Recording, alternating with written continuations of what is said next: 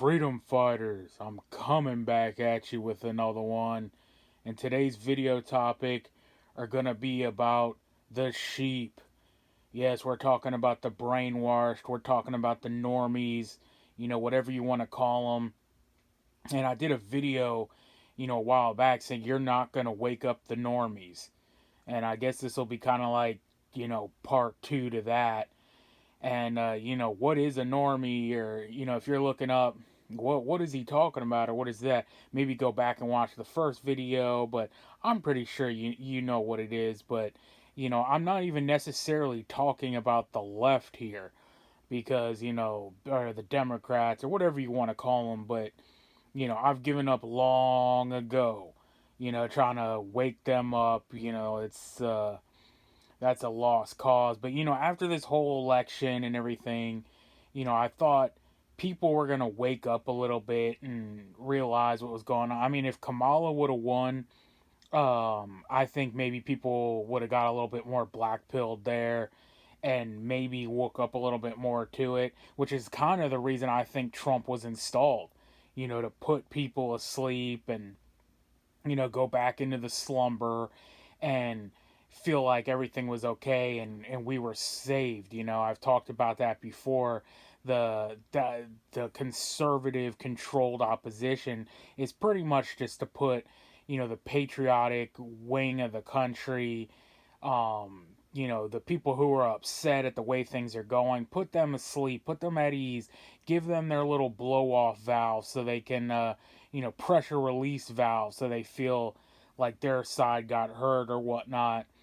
And then, you have this Canadian election recently where, I talked about that. We know everyone thought it was a victory when Trudeau stepped down, and like, oh, Canada's trending red, and um, they're gonna get somebody else in there. And forever they've been putting on this show like Trudeau's getting out of there, all of Canada hates him, the liberals don't have anything to do there, people are waking up. I'm like, no, they're not. And you think that whole thing, I said, man, when he steps down, they're putting even more of a liberal in there.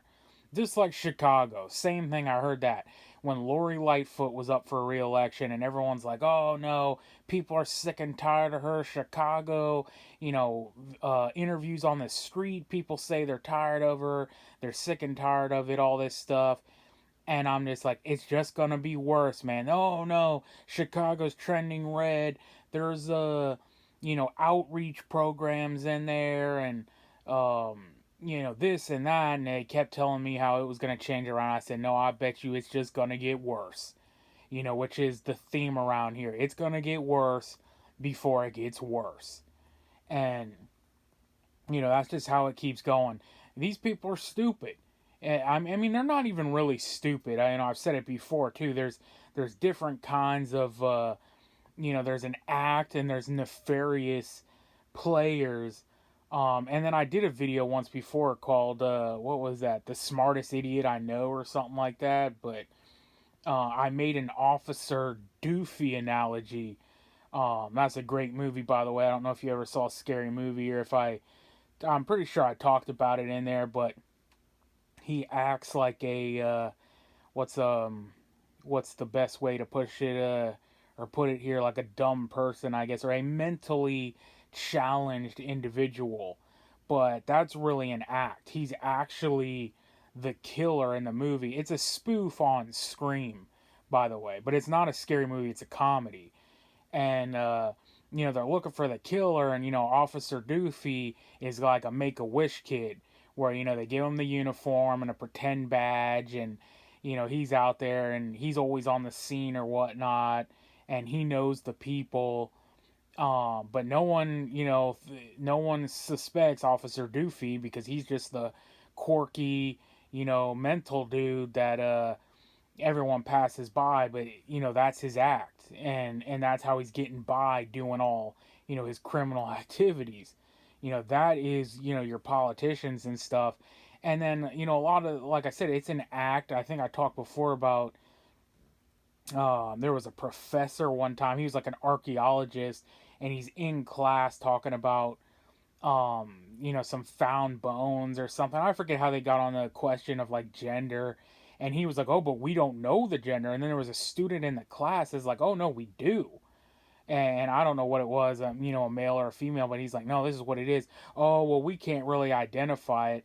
It's like, no, in archaeology 101 and identifying bones, um the, and it's just not the genitalia parts, right? It's like, um I've seen videos where people even find like leg bones and different, femurs and hips and all this stuff, and they can tell it's male or female because of the size and, like, thickness and all this other different stuff. But his indoctrination, and he knows exactly what they found, but the indoctrination runs so deep that they stick to the act, to the fallacy. They know what's going on. And I also talked about, I have a personal friend, um, who was very, very smart. I got like straight A's all through high school. I mean, beyond straight A's. I never understood how you have higher than a 4.0 GPA, but, super high. Went to a prestigious college and everything. One of the smartest people I know. I think that's what I did the video after. But at the same time, very stupid because of the liberal indoctrination and the liberal beliefs. And I've lost touch with this person, years ago, but I've seen them on, like Facebook or different stuff like that.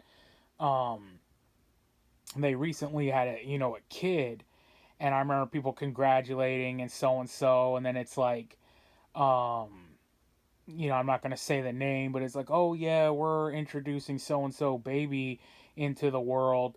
And people are like, "Oh great, that do you know what it is? Do you know the gender yet? Are you waiting?" And they say, "Well, um we gave it a gender neutral name, and we're not going to release what it is because they them will have the privilege of, choosing what they are in the future." And again, I'm like, you are too smart to be acting this stupid. Like, you know exactly what it is. And again, your liberal indoctrination, you're going to bring this kid up into a false reality of a world that it can be whatever it wants. And, it's just crazy, man. And this is how these people see. Um, I'm not sure what I said in that video, but I was thinking about it too. I've always gone back to the saying of, like, that, um the I'm not even sure what they call that, but like when they put different cards out and it's like a blob on a card, and someone's like, "Oh, it's a blob of ink." And they're like, "Oh, I see a butterfly." And the other person's like, "Oh, I see a kangaroo." Right? How your mind, two different people can have two different, they see things differently out of the same object. And there's some kind of like mind test or something there. But I mean, I think that's the difference between liberal and conservatives. It's literally like you're living in the same reality, but you can see things totally differently. And that's why you're never going to come to agreement. You're never going to come to a consensus, or, wake these people up and like come together, because it's a complete opposite, view of mind. Except for these people who are, like I said, they're acting. I really believe that they know, what reality is. But for the mass, majority of them, they're just way too far gone. But, like I say, you ain't gonna wake them up. Certain people you might wake up, like, if they're, more on the conservative side, they're more open to, reality and being able to listen to your arguments, or, debate them and kind of bring them over to our side and understand what we're talking about. But, I've even seen mainstream, these conservative influencers I'm always talking about. Cat Turd, is a big one, and he's always on my feed. I don't even think I follow these people. I don't know why they're always on my feed. Maybe I did at one point, and I mean, I know, like, like I said, I mean, you already know my story.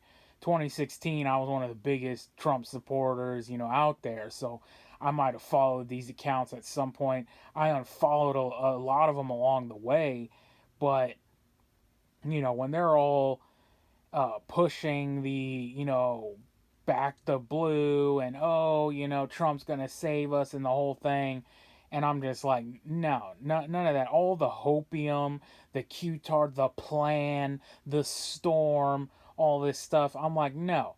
And now they're starting to come around. Like Captor the other day was like, where's all this going?